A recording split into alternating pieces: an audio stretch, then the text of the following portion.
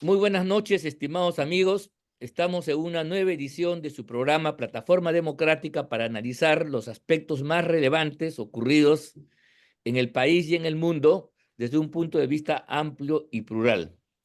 Este es un programa que se transmite a través de VES TV, de VES Cable, VHTV, de Cable Más, Win TV y Conectados TV. Igualmente se reproduce por las redes sociales de la Coordinadora Republicana, el portal Abeja y por 29 repetidoras de cable a nivel nacional. Soy Ángel Delgado y en compañía de Víctor Andrés García Belaúnde y Juan Cheput, vamos a llevar adelante las incidencias del presente programa. Muy buenas noches, amigos, ¿cómo están ustedes?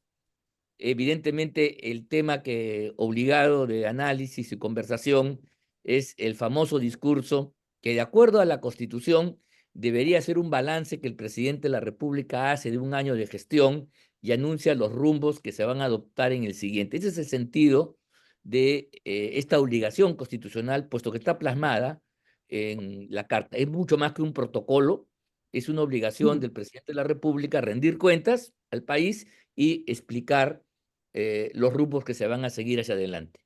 Yo creo que lo que hemos escuchado en estas 5 horas no solamente es lo aburrido que ya todo el mundo lo ha dicho, las cosas inconexas, contradictorias, desarticuladas, sino yo creo particularmente que es una burla al país, es una falta de respeto, primero porque no se está cumpliendo el mandato presidencial de hacer un balance y establecer rumbos, sino lo que aquí se hace es una compilación, una acumulación de toda la data que existen en los aparatos del Estado. Ustedes, amigos que conocen cómo funcionan más o menos los organismos, saben que de rutina las distintas instancias le rinden cuentas a sus jefes y entonces envían largos papelotes con las cosas que han hecho, cosas de detalle, hemos vacunado tanto, hemos comprado tal otra cosa, y esa información, repito, sin ningún tipo de análisis y de depuración, ha sido concentrada en un mamotreto de 79 páginas y leído de peor forma durante 5 horas. Entonces, esto en el fondo es un desprecio a la población y al país porque no nos dice nada. Es exactamente como si no hubiera dado un mensaje o hubiera dado un mensaje con una hoja en blanco y se hubiera negado a decir algo, como lo viene haciendo ante la prensa. Atiborrar de datos sin ningún tipo de orden, sin que existan ejes, sin que existan prioridades, sin que uno pueda sacar una conclusión, bueno, el gobierno quiere ir por acá, por allá, haciendo una autocrítica y un balance de lo ocurrido, no permite de veras el propósito del mensaje, que es debatir con la población, los rumbos, corregir los errores, superar las cosas. Creo que desde ese punto de vista hay una desconexión total de la señora Boluarte y su equipo de gobierno con el resto del país. Yo no sé si ella cree que está haciendo bien, cree que la vez pasada se le dijo que 3 horas y media era demasiado y ahora reitera. O sea, eso es actuar con un capricho tosudo y además provocador. O sea, ya ni siquiera digo si es bueno o malo, ya, porque es pésimo, sino hablo de la actitud totalmente indiferente a lo que está pasando en el resto del país. Esta gente vive en una cápsula, verdaderamente cápsula, impermeable a cualquier estímulo, a cualquier cosa que pueda ocurrir en la realidad. No sé qué les parece a ustedes. Víctor Andrés. Bueno, ante todo, un saludo muy cordial a ti, por supuesto, y a Juan. A ver, yo creo que estamos en el bicentenario de Ayacucho y de Junín, que se cumple Junín dentro de pocos días. Bicentenario de la batalla de Junín, que fue muy importante, tan o más importante que la de Ayacucho, fue el previo a Ayacucho, ¿no? La antesala a Ayacucho.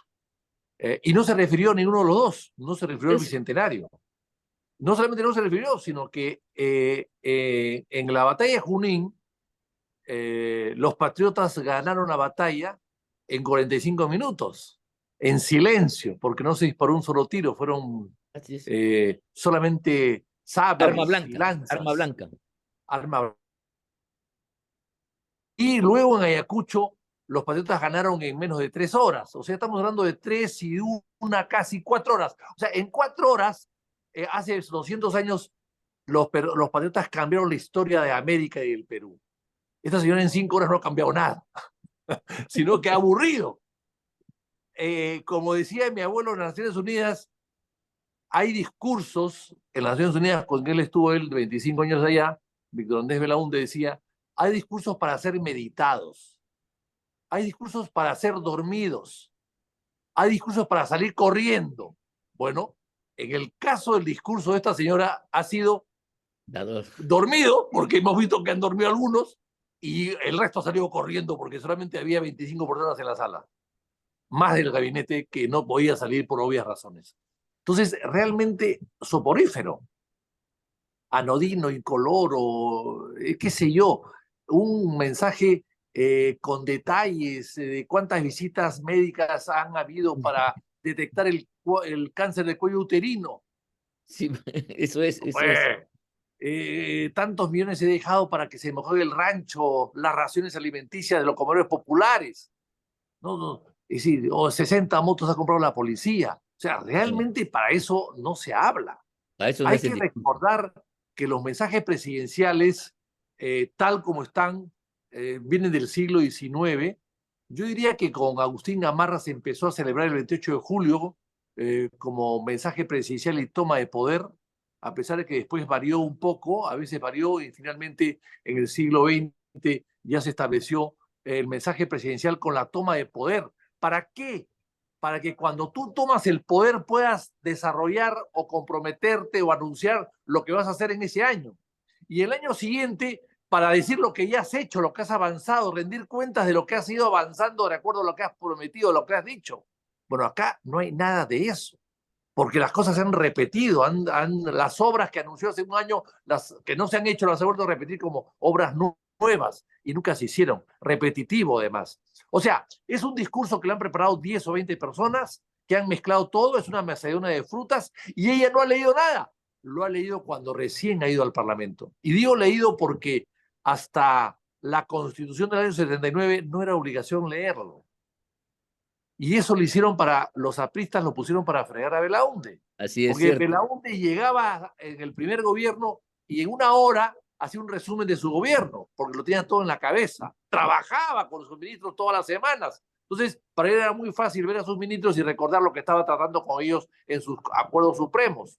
Pero el APRA, celosa de Belaúnde, porque ahí la Torre evidentemente no podía hacer lo mismo, ahora nunca lo hizo porque tampoco llegó a la presidencia, colocó una cláusula en la Constitución del 79 que ha repetido la actual en el sentido de que hay que leer. Y entonces cuando hay que leer, tú puedes Escrito, leer dice por escrito, ¿eh? Dice por escrito. escrito y leer. Creo que es escrito y leer. Escrito solamente, porque Belaúnde, acuérdate tú que entregaba el No, mamotreto tomos, y después pero entregaba los tomos. sí, pero hay que leer. Yo creo, a ver, la Constitución bueno, hay que no revisarla. importa. Creo que habla de leer también, ¿ah? Leerá, dice, ¿ah? Leerá. Eso lo puso el APRA el 79 para que Belaúnde tenga, si llega a la presidencia otra vez, como efectivamente llegó, tenga que leer. Y Belaúnde se molestaba el año 80 y yo tengo que leer. No tenía costumbre Belaúnde de leer.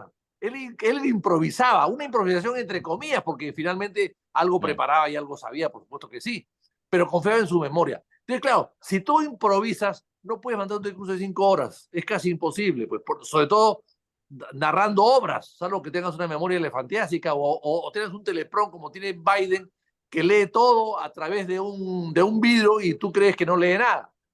No es así. Entonces, por eso es que esa señora se ha mandado 5 horas leyendo y además confundiéndose en algunas palabras. Entonces, yo creo que ha sido un discurso, claro, ellos dicen, el ministro ha dicho, uno de los ministros ha dicho que, bueno, ha querido contentar a todos. Pero claro, yo acabo de escuchar ahora a la gente de Loreto que dice, no se refirió a Loreto. Entonces, no, a Loreto no ha dicho nada de Loreto. Entonces, Iriquito no ha dicho nada, que falta agua, falta esto, falta lo otro, y no ha dicho nada. Entonces, al final, nunca puedes contestar a todos, porque decir todo no requiere 5 horas, requeriría de repente 15. Pero ella cree que con 5 horas ha cumplido con todos. Y en realidad no ha cumplido con nadie. Entonces, yo creo que esa ha sido... Y además, es una falta de consideración tú has hablado de burla, Ángel, yo soy más diplomático. Falta de consideración a las delegaciones extranjeras, a los embajadores que están a 5 horas sentados, a los jefes militares, a los jefes de la iglesia, a los propios colegas parlamentarios, a los propios ministros. O sea, Ministros. es una falta de consideración. O sea, eso no se puede hacer. Entonces, y aún el ponche de fiestas patrias quedó, no se celebró, porque como ustedes saben, siempre en fiestas patrias hay un ponche especial que prepara la Cámara, No, el Congreso, que para viene los de la época invitados. de la independencia, viene de la época, es una cosa clásica, Exactamente, tradicional. exactamente, es un clásico de la independencia. Sí, Y el ponche quedó frío, no, nadie lo comió, al final todo el mundo se fue, tuvieron que botarlo. terrible. Me parece realmente espantoso. Yo creo que no se ha cumplido con nada y ha sido una poca consideración y lejos de la señora Boluarte de poder haber mejorado, haber aprovechado esta fecha para mejorar su imagen, bueno, la ha dejado igual o la ha empeorado en todo caso. Sí, sin duda alguna. No, ni queriendo ayudar es imposible realmente. Y dos Aún cosas para así, terminar, Ángel, que me sí, había termino. olvidado. El Ministerio de Interior hoy se va a llevar seguridad urbana, creo que es, ¿no? O seguridad pública. Pública, Bueno, pública. hay que recordar para terminar dos cosas. Primero, ese ministerio se llamaba de Gobierno y Policía. Sí, Velasco le cambió de nombre porque no quería la policía que tenga su ministerio. Odiaba a la policía. Y tan es así que la policía le hizo una huelga el 5 de febrero del año 75 que condujo finalmente al término de la de las presidencia patas. de facto del señor Velasco y subió Morales Bermúdez en agosto de ese mismo año. 4 meses después cae Velasco con la huelga policial. ¿Y para qué? Para poner a militares en ese ministerio. ¿Y a quién puso? Artola, el famoso Artola, Armando Artola, ¿no? El Cuco le decían, ¿no? El que asustaba, Artola, que Sí, denigró al monseñor Bambarén en su momento y lo insultó. Entonces, Velasco lo hizo para quitarle presencia a la policía en el gabinete, digamos, porque un ministro de policía es un ministro del gabinete, o sea, la policía estaba en el gabinete y no eran policías necesariamente los que iban a ser ministros, sino civiles. Velasco puso a militares, que claro. no lo puso ni siquiera fue en época de Odría. Odría puso después a Sañarto, que era un civil. Entonces, ahí, si queremos hacer algo, volvamos al Ministerio de Gobierno de Policía y demos a la policía su sitio, el sitio que le quitó Velasco, en el Consejo de Ministros. Y por otro lado, el otro ministerio de infraestructura es absurdo. Volvamos entonces al Ministerio de Fomento y Obras Públicas. Obras públicas. Claro. Ministerio de Obras Públicas que existía, también cambió por Velasco para crear pues, el Ministerio de Transporte, para crear pues, Comercio Exterior, para todos los ministerios que se crearon después. En esa Sí. época había 10 o 12 ministerios, ahora hay 19 o 20 y las cosas marchan peor. No se ha Lo que, mejorado la media con la creación del Ministerio de Medio Ambiente, no se mejoró el medio ambiente en el Perú, se creó el Ministerio de Cultura, no se ha mejorado la cultura en el Perú, es decir, los ministerios no mejoran la vida de los peruanos. claro, claro, ese es el tema. Si cambiando los nombres, tú mejoras la performance de la institución, enhorabuena, hay que cambiar todos los nombres, pero eso es una falacia absurda. Y Juan, la pregunta que quería yo para tu comentario es, esta señora que tiene un equipo de asesores de comunicación, ¿no le dicen el ABC como que los mensajes tienen que ser directos, breves, concisos, tienen una forma para poder justamente transmitir? ¿No le dicen eso? No, no No tiene sé, asesores. Mira, yo he tenido la oportunidad de participar de mensajes directo o indirectamente con Valentín Paniagua, porque era importantísimo ese mensaje, no el de salida, sino el de ingreso, a través de Carlos Ferrero y su equipo. Luego en todos los mensajes con el presidente Toledo, que los revisaba el Consejo de Ministros, pero previo a Armazón, había que armarlo. igualmente con Kuczynski. O sea, todos lo que buscan es un hilo conductor. ¿Cuál es la instrucción política que se da? Un Claro. tema horizontal, ¿no? Por ejemplo, un eje de Alejandro Toledo o de Valentín Paniagua era la recuperación de la institucionalidad y que como consecuencia de eso se iba a lograr una estabilidad social, económica, política. Alejandro Toledo hizo de los tratados de libre comercio También, o de la reforma del Estado ejes de sus mensajes, ¿no? La reforma del Estado, sobre todo cuando teníamos que quitarle las pensiones 25-30 a un grupo de personas, recuerdo que sobre eso giró para poder hacer caja. Ahora la pensión vitalicia ha vuelto, pues, gracias a los militares del Congreso. Y, y así por el estilo, ¿no? Cada presidente le da. Pero yo quería hacer una precisión, ¿ah? Una cordial precisión. El artículo 118 en el punto 7 habla con claridad que el presidente de la República presenta por escrito, no habla de lectura. Sí, yo me acuerdo. ¿Ya? Y por eso es que don Fernando Belaúnde entregaba los tomos por escrito y luego él hablaba. Claro. Él se despachaba durante una hora y media. Inclusive, tú notarás de que básicamente lo que tenían Toledo y Paniagua, Toledo y Alan García eran ayudas memorias. Sí. Ellos tenían grandes líneas y luego miraban a la cámara y se despachaban Sí. 30 segundos, 20 segundos, 2 minutos, ¿no? Eran básicamente ayudas memorias los que tenían, sobre todo el orador Alan García. Quien leía al pie de la letra era Ollantumala, Kuczynski también improvisaba, y Vizcarra leía también, Sagasti también llegó a improvisar, ¿no? Ni qué decir, Pedro Castillo leía. Es decir, a menor nivel intelectual, más lectura, ¿no? Y tú lo ves inclusive en los parlamentarios, ¿no? Personas que tienen que estar leyendo lo que hablan ante el Pleno.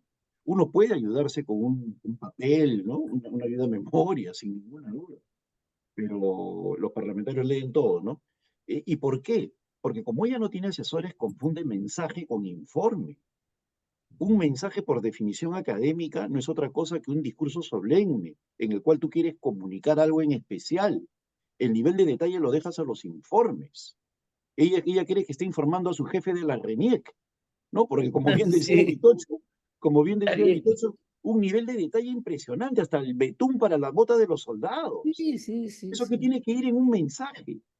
Entonces, lo que han hecho es un collage, ¿no? O sea, cada ministro entregado y han incumplido constitucionalmente el mandato de la revisión con el Consejo de Ministros. La Constitución también dice en ese punto 7 del artículo 118, dice, salvo el primer mensaje, obviamente porque no hay Consejo de Ministros, salvo el primer mensaje, todo el resto tiene que ser aprobado por el Consejo de Ministros, ¿no? Entonces, ese Consejo de Ministros de juguete ni siquiera le pone la descripción de las siglas a la presidenta y hace el papelón de decir qué significa EP, ejército peruano o qué, cuando es establecimiento penitenciario, que le tuvo que decir en público el ministro de Justicia, Así es. ¿no? Ahora, es increíble, la falta de respeto ha sido a todo el país. Y mira, y un asesor con mínimo de criterio político le dice, presidenta, tenemos dos grandes competidores hoy día, hay que poner el punto. Tenemos a las Olimpiadas y las elecciones de Venezuela. Sí, claro. Esos dos grandes competidores tenemos que ser quirúrgicos, ir a la vena, que es lo que queremos transmitir, Ajá. ¿no? Porque un poco haciendo un juego de palabras con el gato pardo, ¿no? De Lampedusa, si hablas de todo, no hablas de nada, Así ¿no? es. Porque al Así final, es. ¿cuál es el mensaje que te queda? Ninguno.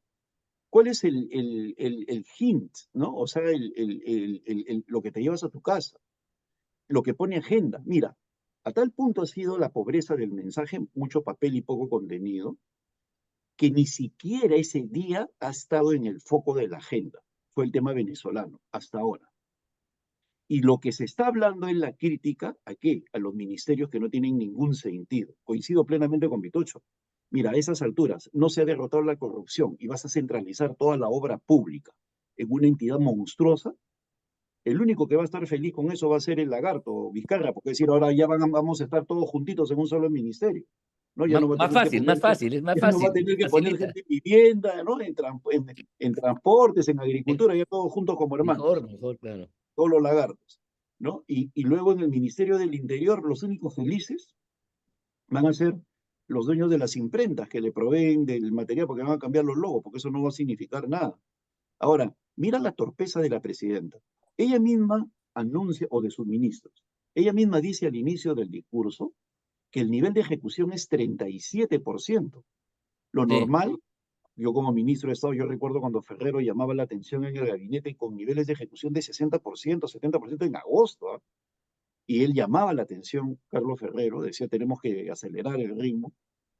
Están a 37% culminando el séptimo mes, porque ya quedan 5 meses nada más por delante, y metes un ministerio, generando una parálisis en el Estado. Sí, pues. O sea, o No, sea, es metes loco. estrés cuando deberías incentivar e impulsar lo que tienes. Y encima es un esfuerzo en vano. Ella da batallas que son perdidas de antemano, no tiene un concepto de la política ni elemental, porque la batalla ya está perdida de antemano con la declaración de los parlamentarios. Es decir, esto pasa a la historia simplemente como el más largo, pero en términos de contenido, de hecho, que es el más pobre, ¿no? Porque la verdad es que no ha habido ni un hilo conductor, ni un tema central. Yo también extrañé mucho que no se mencione nada del Bicentenario, realmente es penoso. Creo que el Perú es el único país que ha tenido 4 años para celebrar y no ha celebrado ni uno, por culpa de Vizcarra y de los que han venido después, ni el 2021, y se pensó que el 2024 iba en cierta medida a reivindicar el 2021 cerrando el ciclo del Bicentenario, y nada. Entonces somos un país que ignora su historia, y un país que ignora su historia pues permite ese tipo de sinvergüenzas en el poder. Es, es realmente penoso, y lo peor es que la élite ni se inmuta, salvo la moneda del BCR, nuestra élite empresarial le importa un comino el Bicentenario. O sea, yo tengo clarísimo, pensando en Arnold Toynbee, ¿no? Y cuando describe la historia, si tenemos a una Dina Boluarte, es porque todo está enfermo, no solo la Sí, política, está enferma la sociedad, está enferma la academia, está sí, sí, enferma todo, porque sí, los gobernantes son producto de la sociedad. claro. Así de simple. Y nosotros le echamos la culpa al sector de EPO. Claro, pues ese sector de E es producto de la sociedad.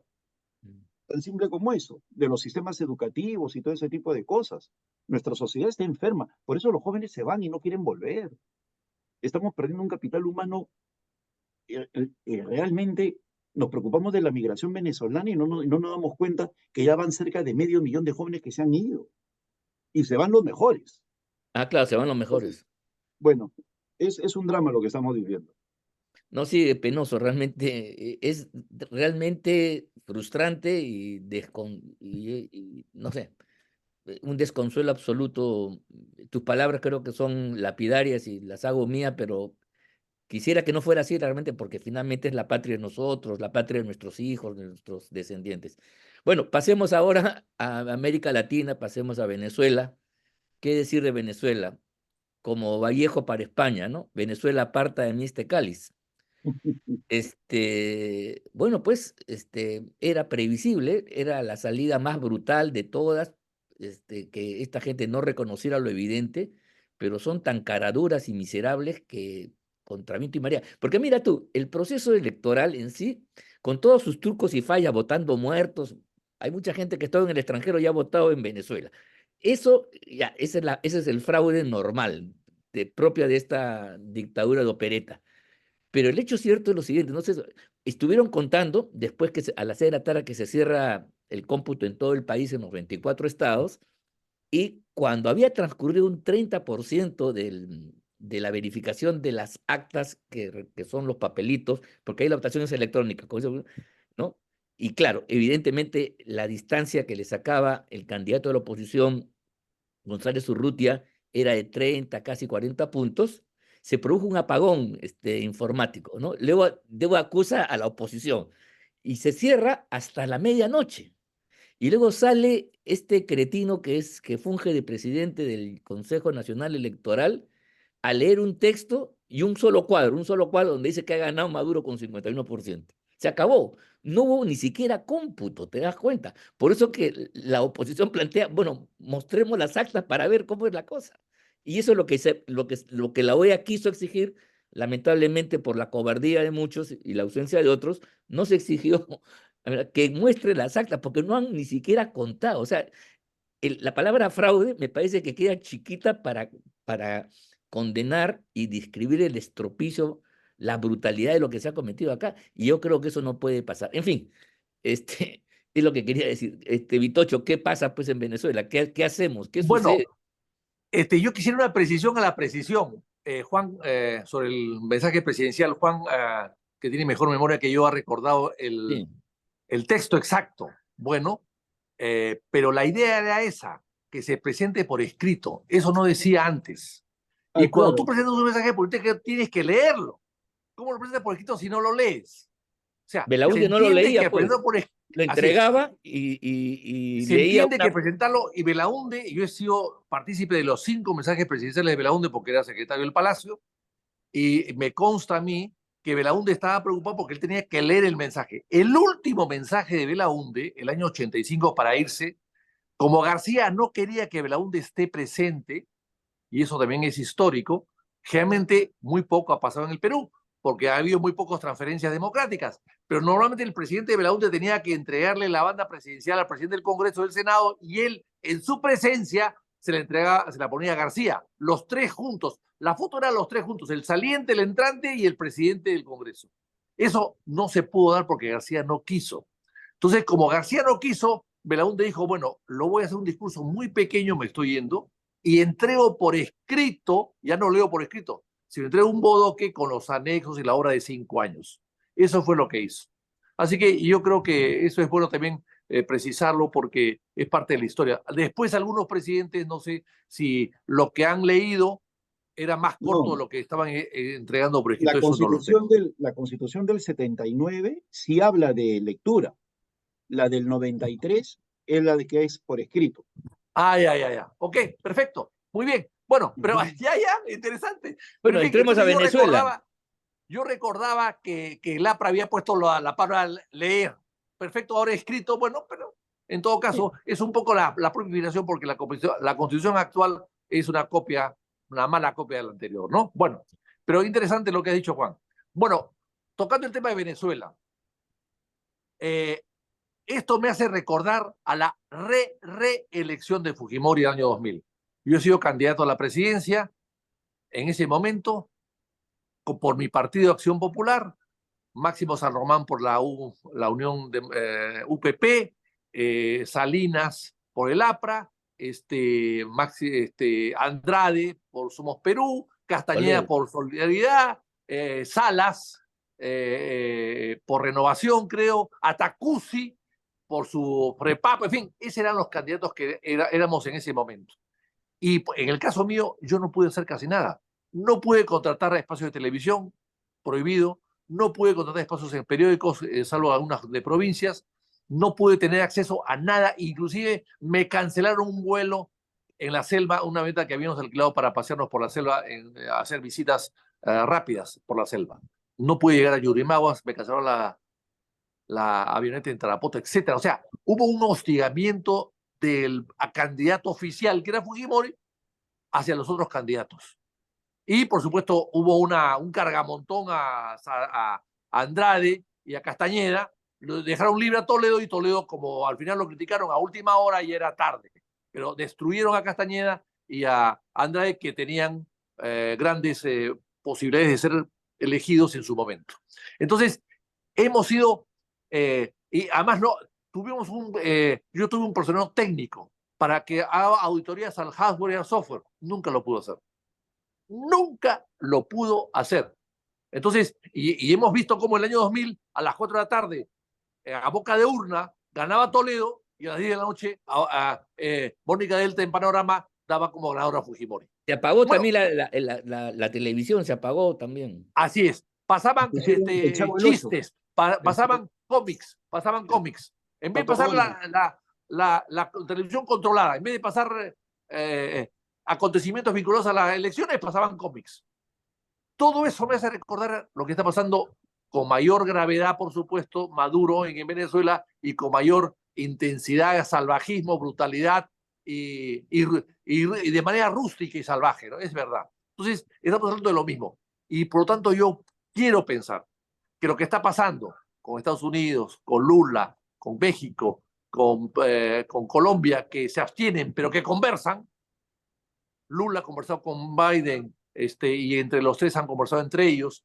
Yo creo que pensar que están buscando una fórmula tipo Balaguer y que se aplicó también con Fujimori. Es decir, yo me quedo, llamo elecciones el próximo año y no voy a ser candidato el próximo año. Y se va a su casa y en ese año arreglan la casa para que no lo persigan. Y llega a acuerdos con algunos países para que no lo persigan. Yo creo que eso se puede tratar, a mi modo de ver. Eso, ¿por qué? Porque sacar a a Maduro como cayó Saddam Hussein o como cayó pues Gaddafi. Gaddafi, lo veo complicado y difícil, ¿no? Son otros países, otras circunstancias, pero sí creo que la fórmula Balaguer que se aplicó en República Dominicana y que se aplicó de alguna manera también parecido en el Perú, salvo hasta que llegó, porque hay que recordar que cuando sale el video Curi Montesinos, ya se había cortado el régimen, ya se había aprobado las elecciones adelantadas. Entonces eso fue lo que precipitó la fuga de Fujimori, pero no el cronograma electoral que ya había estado establecido. Entonces yo creo que eso es lo que puede pasar en Venezuela en este momento. Juan, tu opinión pues sobre el tema venezolano. ¿Qué va a pasar ahí? Indiscutiblemente ha sido un gran fraude, ¿no? Y como bien ha recapitulado Vitocho, es como dos gotas de agua con lo que pasó acá en el año 2000, ¿no? Yo tuve la oportunidad de ser allí personero técnico y me nombraron coordinador de todos los personeros técnicos democráticos para efectos de la elección del 2000 y del 2001. Y efectivamente era imposible poder tener acceso a la auditoría del software, que era una obligación para los personeros técnicos, no se podía hacer. Pero por otro lado, el fraude del 2000, porque hubo fraude, se hizo sobre la base de 1,5% de actas, Sí. ¿no? Y sobre todo, el fujimorismo colocó personeros en donde no había posibilidad de colocar personeros de parte de las fuerzas democráticas, porque había impedimentos para el traslado y ellos tenían las fuerzas armadas que podían llegar a todas partes. Se dicen que fueron oficiales, y eso lo detallaba la prensa, y los que llenaban las actas en los lugares donde era imposible que llegaran los demócratas. De allí que se voltea la diferencia entre la boca de urna y el conteo rápido. ¿Por qué la diferencia? Porque la boca de urna refleja lo que dice la gente cuando sale de votar, y el conteo rápido es sobre actas. Entonces, sobre actas en Venezuela no ha habido No ha habido. información. No. ¿Por qué? Porque allá los personeros, allá se le llaman los testigos venezolanos, han Sí. estado en todas las mesas, Así es. tienen sus actas, entonces no han podido manipularlas porque ya sabían lo que les hicieron en la elección del 2018. Entonces, por eso es que reclaman. Ahora, yo creo, y ahí he tenido discrepancias públicas, lamento mucho que en el Perú no se pueda debatir en ese sentido. Mira, hoy día la prensa internacional, y esto es una jactancia, disculpen que hable a título personal, no tiene nada que ver con lo que yo he dicho, pero es coincidencia, hablan de las formas diplomáticas, ¿ya? La diplomacia es quirúrgica, es detrás de cámaras. El hecho de que México, Colombia y Brasil hayan tenido una posición distante con la OEA, es porque la OEA no tiene influencia en Venezuela, porque Venezuela se salió de la OEA. Entonces, no puedes quemar los puentes. Y como dice el Washington Post y la propia prensa venezolana independiente el día de hoy, la mejor diplomacia es la discreta, la que no quema puentes. La diplomacia no es mediática, ¿no? Sí. Entonces, tú cuando sales a golpear la mesa, como el canciller Javier González Olechea, está bien, te ganas tus titulares acá en el Perú, Sí, sí. pero De acuerdo. diplomáticamente no te lleva a nada. Sí, sí, Y eso sí, no es sí. estar en contra de Javier, sino que uno tiene que ser mejor Sí. diplomático. Yo no veo a un José López golpeando la mesa y gritando. Lo veo detrás de cámaras, conversando, tomándose un café, igual que el mismo Manuel. No, o Sí. sea, la diplomacia no es gritar ni sacarse el zapato y tirárselo al otro, ¿no? Entonces, Ha hablado lo para que, el Perú, Javier, ha Sí. hablado para el Perú. así Y se ha es, ganado ¿no? puntos en el Entonces, Perú un montón. Sí. es que eso es lo triste, ¿no? Que no se puede hablar en el Perú porque te salen a linchar, cuando eso no ha servido de nada. Mira, el mismo Washington Post ayer pone, Blinken no ha reconocido como presidente electo a Venezuela. ¿Por qué? Porque si yo siendo presidente Maduro me nombras un presidente electo sin que yo lo haya proclamado, pateo el tablero. Claro. Pues el presidente sigue siendo Maduro. Entonces, lo que piden las democracias sensatamente es culmina los votos de manera transparente, cuenta las Conteo, actas, exige, porque quiero que sea, esa es la forma, la ¿no? verificación. Sí, Entonces, sí. ayer Esa lo es han la demás. linchado también a Manuel Rodríguez por decir que no se debe decir, claro, mira, desde el momento que declaramos presidente electo a Edmundo González, que es lo que yo quisiera y todos nosotros queremos, Sí. Maduro patea el tablero y mira cómo están sufriendo los venezolanos que no pueden salir del país porque no tienen consulado. Se han roto las relaciones, o sea, se está manejando mal la diplomacia en el Perú. Yo creo que más cabeza fría, menos publicidad y menos campaña política y más Sí. seriedad diplomática, ¿no? Porque de lo contrario se ganan aplausos internos y no sirve para nada. Además, el Perú no existe internacionalmente ahorita. Mira, a Torre Tagle se le comparaba con Itamaraty, por García Bedoya, por Víctor Andrés Belaúnde, por los grandes diplomáticos que hemos tenido. Itamaraty solo se comparaba con Torre Tagle, porque eran diplomáticos excelsos, figuras estelares. Hoy día, ¿qué tenemos? O sea, yo no estoy de acuerdo con los cancilleres políticos y se está demostrando que el canciller político quiere hacer política, pues. Sí, pues sí. Se olvida del perfil bajo y de la necesidad de actuar diplomáticamente. Para mí, Javier González Orechea ha actuado mal, porque está buscando y no se puede hablar en el Perú porque te linchen. A mí me importa un gobierno que me linche. Yo no soy diplomático, yo soy político. Y mi Sí. país está haciendo el ridículo cuando se manifiesta de esa manera su canciller, porque no obtiene resultados. Sí, es verdad, lo que dices Además, es un país, el cierto. nuestro, que ya está aislado, Por supuesto. desde Dina está aislado. Sí, Mira lo pues que ha hecho claro. Sheinbaum, lo que ha hecho Sheinbaum, no invento, pero ¿cuándo ha pasado eso? Y eso, mira lo grave que es, ¿ah? ¿Tú crees que un canciller de primer nivel que viva en México no va a estar al tanto de lo que va a hacer Sheinbaum y no hubiera ido a hablar con ella antes? ¿No? Pensemos en cualquiera de nuestros amigos diplomáticos. Por Sí, no, sí, supuesto que hubiera ido para evitar ese papelón internacional. sí, Señora sí, presidenta, no lo haga. Veamos las cosas, ¿no? O sí, sea, sí.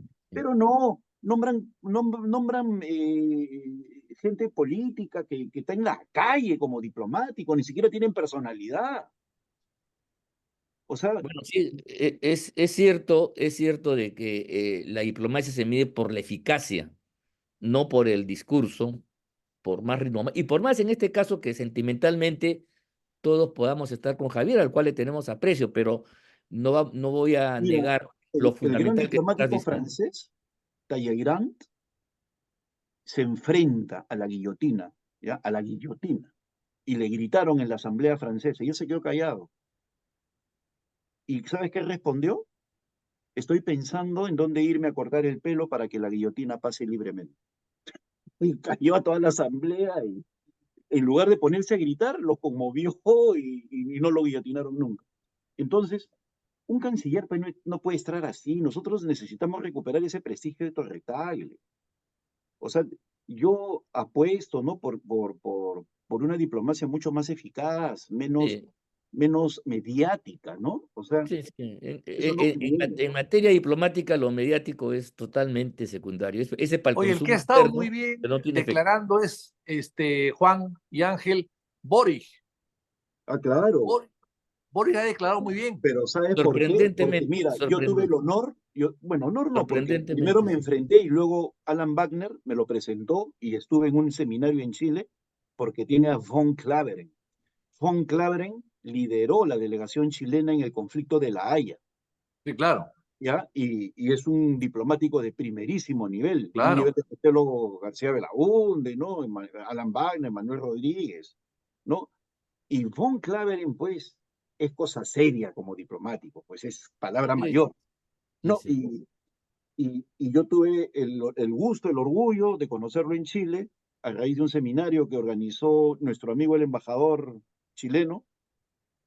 Tú no pudiste ir, Vitocho, recuerdo que también estabas invitado. ¿Al seminario? Claro, fue un seminario como de una semana para ver el tema de La Haya ¿A dónde? Ah, en hace tiempo, Ah, en ¿no? Santiago. ese Le entonces, en ese dijo entonces. el embajador, que esto, amigo, me olvidado el nombre, que ha sido Ah, embajador sí, como 4 años sí, acá. sí, sí, sí, sí, que yo le di una despedida. Claro, Sí, él me dijo que tú estabas en Miami por cuestiones Ah, sí, sí, personales sí. Sí, sí, sí. y no pudiste ir. Y bueno, ahí conocí a Von Claveren, entonces Boric no es otra cosa que Von Claveren, Claro, sin claro. ninguna duda. Ese Sin, es Boris, es su cancillería la que está hablando por él. por No, supuesto, y es cierto, y Boris siendo un personaje de la izquierda comprometido con el Foro de Sao y Paulo, además muy joven. pone por delante el interés del país y de su Cancillería por encima de Ujú. cualquier otra consideración. Es verdad. Bueno, estimados amigos, podríamos hablar un montón sobre estos temas, ¿no? Solamente yo quería recordar una cosa, que hablando del fraude de Fujimori que hemos hecho, que el único presidente de América Latina que vino a la ceremonia del 28 de julio, donde Fujimori volvió a ocupar el cargo después de la reelección y todo el fraude que hubo, fue ni más ni menos que Hugo Chávez. ¿Acuérdense ustedes? El único que vino. No vino Y ningún que, otro y que, mandatario más, y que alababa a Montesinos. por supuesto. Por alguna razón será, ¿no? Por alguna Sí. razón será. Bueno, Bueno, yo lo dejamos estuve, ahí nomás. perdón, oye, pero yo estuve con Chávez en el Congreso cuando Paniagua dejó el poder, creo, y subió Toledo, ¿ah? Claro. No, probablemente después también, ¿no? Pero me refiero, en esa Ya. oportunidad, todos Ya. los países No, dijeron, pero está bien, como pues ahora, cuando Paniagua deja el desconocían la, poder, la elección. cuando Paniagua deja el poder es porque Fujimori se había ido. Él está hablando del 2000, no del 2001. Así Ya. es, Ya, así es. porque yo ahí Bueno, conocí a Chávez y hablé con él. Hablé, y los apristas que había en el hemiciclo lo pifiaron a Chávez. Y yo me lo llevé al comedor a Chávez a conversar con él y le presenté a Paniagua. Fue una conversación muy interesante de Chávez con no, Paniagua en ese por momento. supuesto. Chávez es un personaje independientemente No, pero de tú hablas del cualquier cosa. 2000, no del 2000, esas. Sí, sí, estamos hablando de otras cosas, sí, de otras fechas. Sí. Bueno, estimados amigos, hemos llegado al final de nuestro programa. Le agradecemos a todos ustedes por seguirnos semana a semana y volveremos pues la próxima con nuevos comentarios sobre lo que viene ocurriendo tanto en el país como en la esfera internacional. Muchas gracias y buenas noches. Nos vemos.